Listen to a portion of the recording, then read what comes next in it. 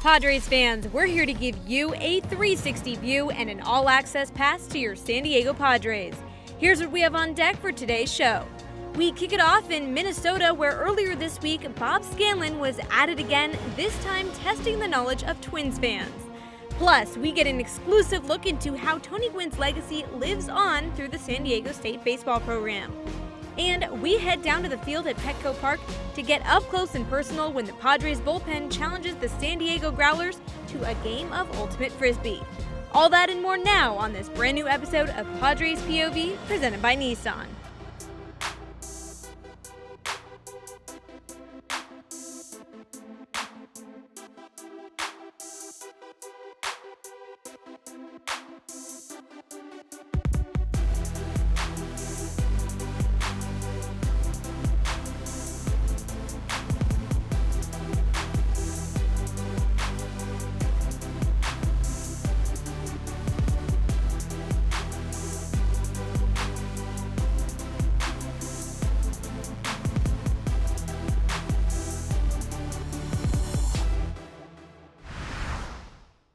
Hello everybody and welcome to a brand new episode of Padres POV. I'm your host, Michelle Margot.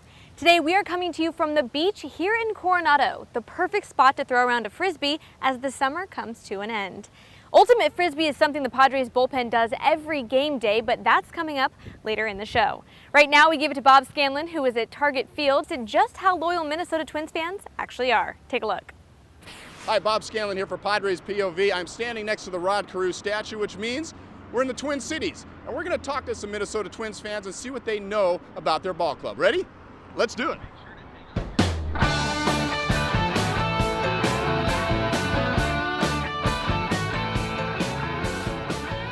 The Minnesota Twins became a team. They actually got their team here in what year?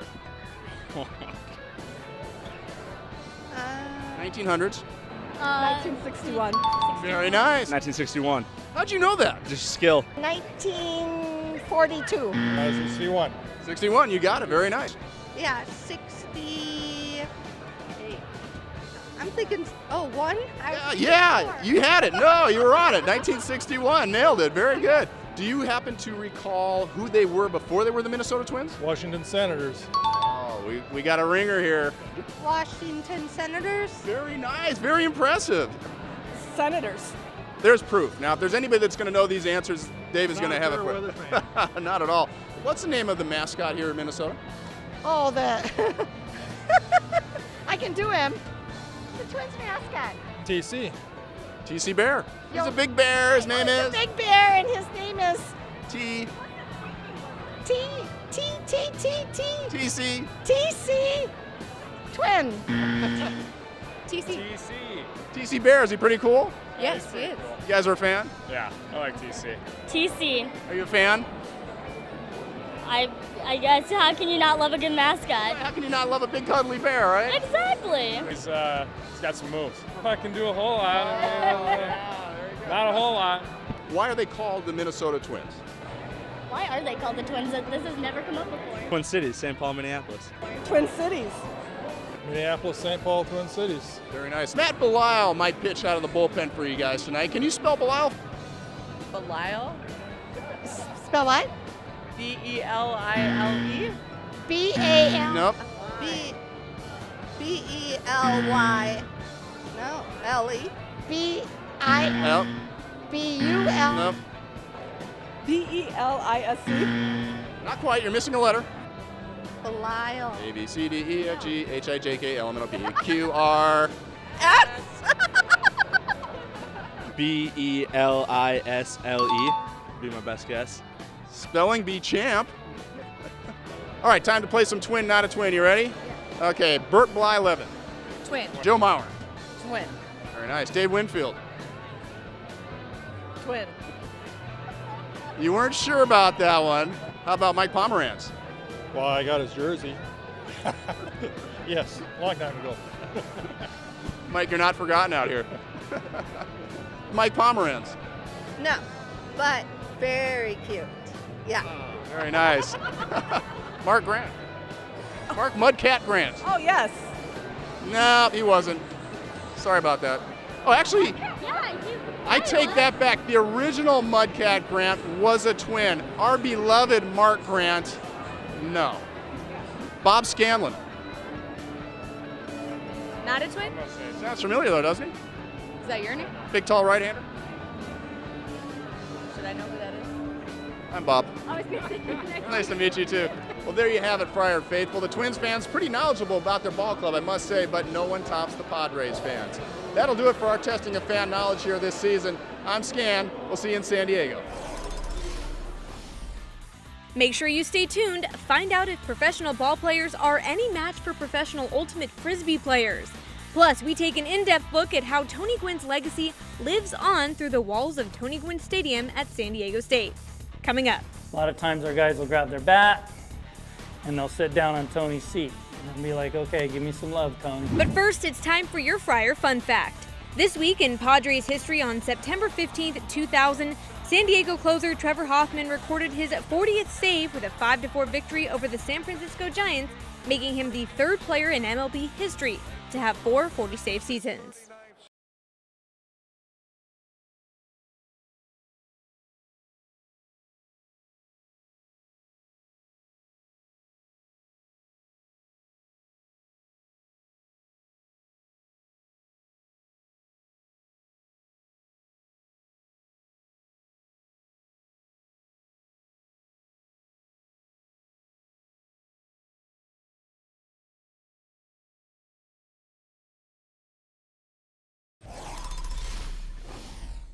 Back here on Padres POV, presented by Nissan, I'm Michelle Margot. We continue on the beach here in Coronado, the perfect spot for some frisbee, which we'll explain later in the show. San Diego State Athletics is known for producing the late Tony Gwynn. Their baseball stadium is even named after him. SDSU baseball head coach Mark Martinez gives us an exclusive look into remembering all that is Tony there on the Aztecs campus. Check it out.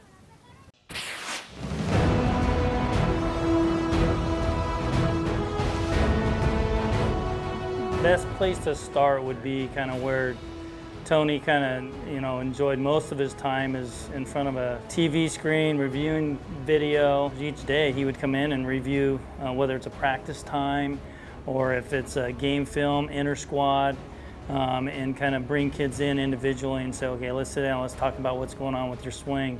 If you're hesitant to raise your hand that you're a good hitter, then you're not. Okay, so this is what has transitioned from kind of what our post-game war room. While Tony was here, number one, he would do his post-game interviews here in this room in our players' lounge. And then we would be done with the game and we would cover the game in here and we would kind of convene around the sofas and chop it up. It brings very good memories of Tony and as a coaching staff, we just spent a lot of time in here. The Player of the Year award is named after Tony, and this is the trophy. Danny Sheehan won the award this year as the best player in the conference, and it's the first time that someone from San Diego State has won the award, so it's obviously very touching to have this here. We're that good. You need to believe that we are that good. Tony spent a lot of time in the locker room, whether it was with the entire team or with an individual during a game. He would bring them up sometimes, whether it's in the training room or in the locker room, and kind of talk about what was going on the field, what their plan might be, what situation might happen. But this was kind of Tony's speaking area. It was right here. Spent a lot of time addressing the team here. I've done my best to fill those shoes. That's kind of where I kind of address the team as well, and do get chills once in a while because after a while I start to have some of those sayings coming out of my mouth because, again, I worked with him for a lot of years.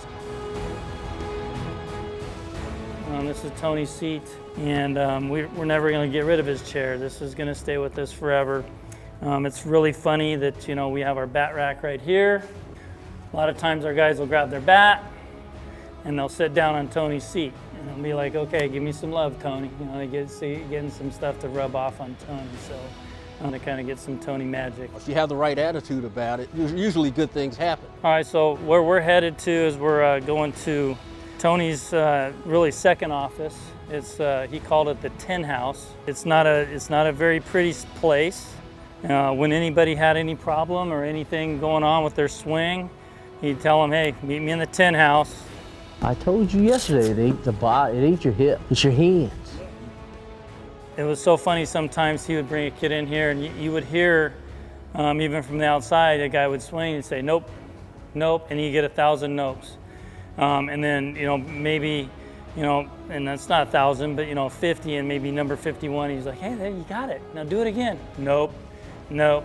And so he was definitely, trying to get a place of perfection for each time a guy swung the bat, and trying to repeat that quality swing all the time. They'd spend, week and a half just in the tin house swinging on wiffle balls, and then he would let them go out to the field and hit live. A lot of guys that are still probably, benefiting from Tony's tutelage, even in this kind of dungeon-looking place. But this is kind of where he loved to come and enjoy his time one-on-one with whether it was our hitters or even professional hitters.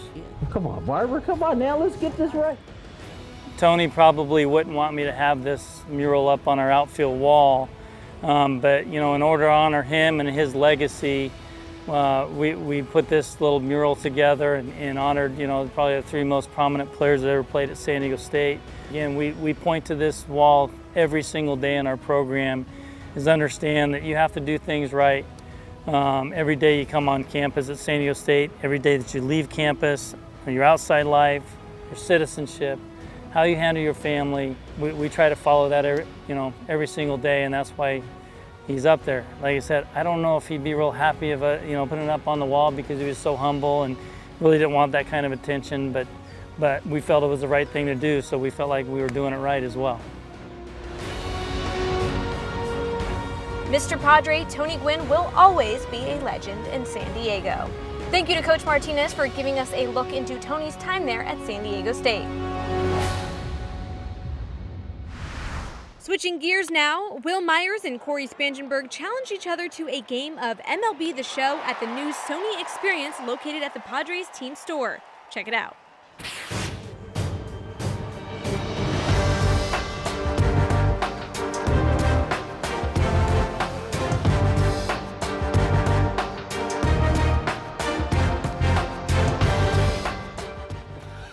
Well, I mean, that's a bomb. well, do you want to play with me or you?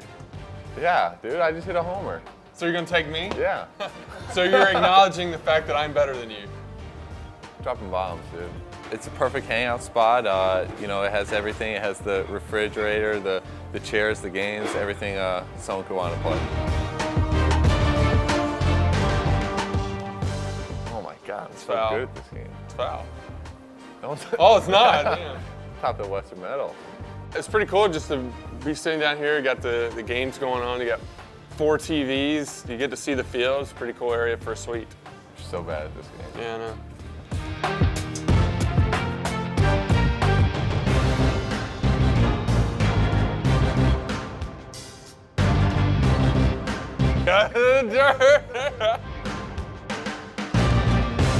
I win. No, I won. Well, who wins? Me. I won.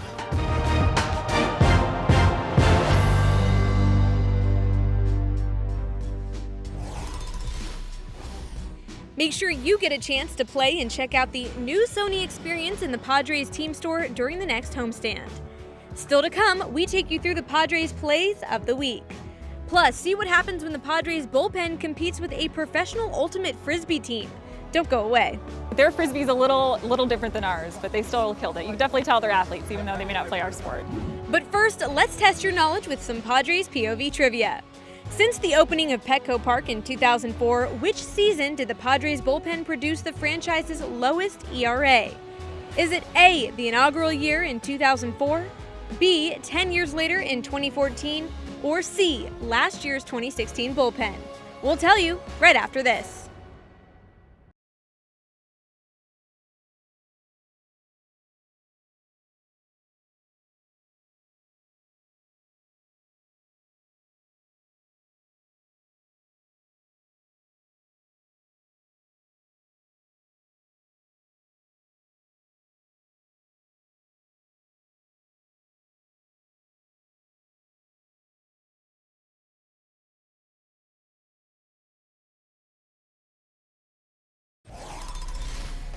Welcome back to Padres POV presented by Nissan. Before the break, we asked you, since the opening of Petco Park in 2004, which season did the Padres bullpen produce the franchise's lowest ERA? If you answered B, 2014, you are correct. The 2014 bullpen posted a 2.73 ERA that season, with guys like Houston Street at the back end of the bullpen. During that season, the 2014 Padres bullpen posted 21 wins with 481 strikeouts and 41 total saves. San Diego sports fans, be sure to check out Fox Sports San Diego's newest show, Inside San Diego Sports, airing every Tuesday night after Padres Live, the postgame show. Coming up this week on Inside San Diego Sports, it's an in-depth look at the high school football rivalry between Helix and Cathedral Catholic. You won't want to miss it. It's an important game for us. We're not going to lie and say it's not something we haven't, been looking forward to, and we're excited about playing them because we know they're a well-coached team and they're going to come out and play hard. In case you miss it, you can always visit foxsportssandiego.com for all the latest videos and articles. Time now to take an exclusive look at the best from this past week in Padres baseball with your plays of the week. Check it out. Welcome to Padres baseball. Offensively, they were slashing the ball all over the place. To left field, deep and far from Myers, and that ball is long gone. Iannetta thinking 2, throw to second's going to be close, and he will be out at second base. Padres have scored 4 times so far here in the 9th inning. That's swinging the magic wand there. Swahe lines it down the left field line. It's a fair ball. The Padres have come all the way back to take an 8-7 lead. Marte strikes out, and the Padres win. To Nelson Lamet. 3 earned runs or less in his last 9 outings. Swing and a miss, and Lamet strikes out Buxton. He is a stud. Fly ball struck well to left field. Back goes Rosario onto the track at the wall, and it is gone. Austin Hedges with a home run to tie the game with 1 swing of the bat. Hedges with his 17th. How about those gritty, gutty Friars? And still to come, find out what other sports your Friars bullpen could go pro in. Stay with us. We get some of our competitive juices among ourselves out, and then we're able to root for each other even harder, when we're actually playing in the real games.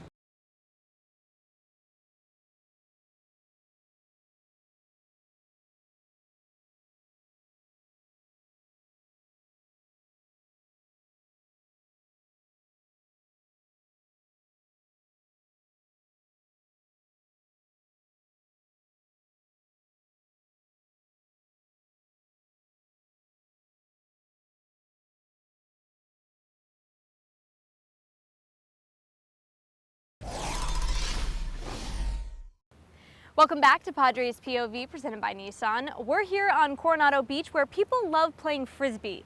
That sounds fun and relaxing, right? Well, the Padres bullpen takes some time to play Ultimate Frisbee every day at the ballpark before their games to get in some cardio. So the San Diego Growlers, a professional Ultimate Disc team, challenged them to a little matchup. Watch. What's up? I'm Carter Capps. Me and the guys here, the bullpen, are going to challenge the San Diego Growlers to a game of Frisbee. So we'll see how it goes.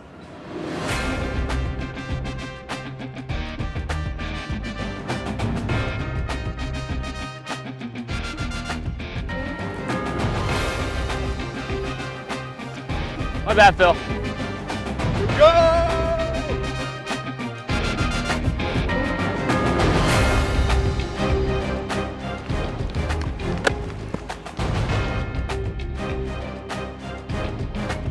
Nice.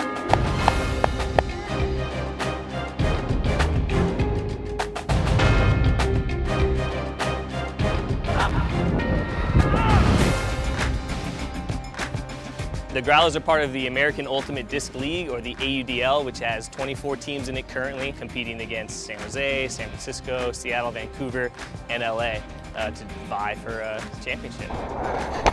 The rules of Ultimate, it's 7-on-7.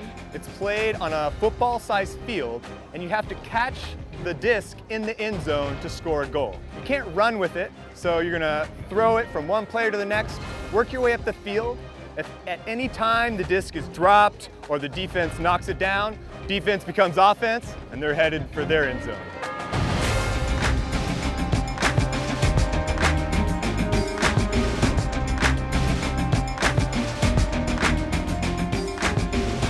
Oh! Conditioning 162 games gets you a little bit boring. You do sprints every day, and it's just not that much fun. But you go put an aerobie in your hands or a football or something like that, it gets to be fun. And team camaraderie, a little competitive juice, and you actually get a lot better workout in. Buddy, you're costing the team! Just a fun way to come out and run and not feel like you're exercising, but kind of feel like you're actually getting something done. And you run a little harder when you're chasing a Frisbee or something. So it's just kind of more, I guess, exciting way to train. We just got tired of running poles and running sprints and stuff like that. And aerobie was a good way to stay in shape, and as long as we kept it under control, we weren't going to get hurt. And it turns out to be something we've had a lot of fun doing this season. No catch! Final score, 8-7. I think we were pretty good. I think we were maybe a little bit below average for what they're used to, but for us, I think it was pretty good. I think when we had our aerobie, which we've been playing with all year, we did all right. But once they put the Frisbee in play, we were done. But it was fun. It was really cool to come out here and walk onto the field and just see like the players like in person and this close, because they're a lot taller than you would think they'd be. They're a lot better at Frisbee than I thought they'd be too. The MVP? Probably all of them, none of us. For the Padres, definitely Craig Stammen, captain. He was sweating a lot, so I think that's evident enough that he was working hard. We had a lot of good guys though today, so it was impressive. Padres did really well. They've got great backhands, great defense. I think they're going to be ready next time we come out. Born and raised here in San Diego, to get the chance to come back and do something like this, team that I, watch night in and night out and love the support, to get to be on the field with some of those guys, that was pretty cool. Really, all of those guys, you could tell they were into it and they had a good time, and that was fun.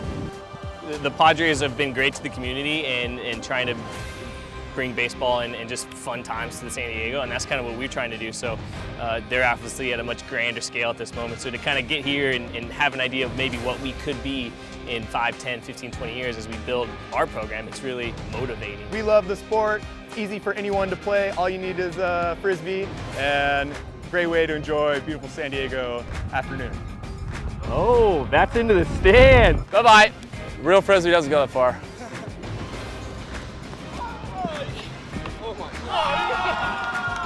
We got our conditioning in. Nice playing. Good game. 2, 3. He's the cameraman! Well, that's a wrap for this episode of Padres POV. Thank you so much for joining us. We hope to see you next week for an all-new episode when we take a look at stickball here in San Diego. From Coronado Beach, I'm Michelle Margot. Cue the rollout.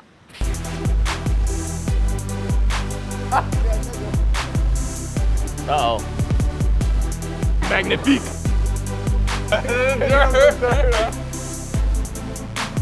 He's not a twin, but he's sure cute. I guess I ruined that one. 1, 2, hop!